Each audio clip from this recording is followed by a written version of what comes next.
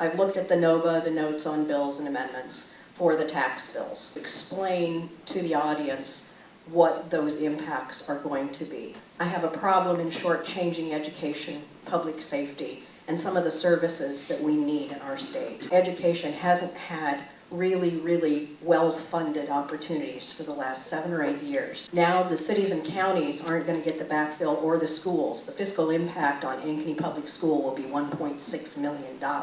I want to know if that passes, and if you pass the tax bill, if you're willing to hold education and public safety harmless. I think we have proven that we will do that. Iowa has the 4th largest increase in public education funding in the entire country over the last 10 years. We're the 4th highest in the entire country in the last 10 years.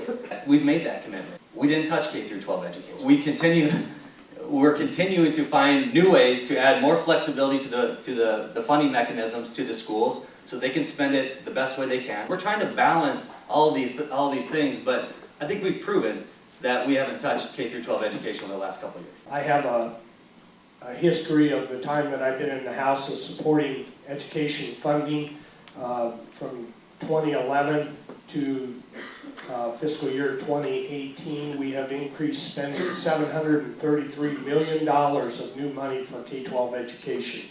I really don't understand the comments that we're not doing anything for education, that it continues to be underfunded. And I don't see any change in the will of the legislature not to continue offer great education opportunities to our youth. A stat she shared, I didn't know the number, 1.6 million to Ankeny schools on backfill.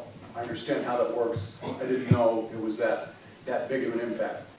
My position on backfill aligns with the governor regarding fiscal year 19, the one we'll be planning now, that we don't cut the backfill now, as I told our mayor and city manager when asked, that we look at, in my view, we leave that alone for fiscal year 19, but then we begin the phase down of the backfill that affects this 1.6 million number to our schools.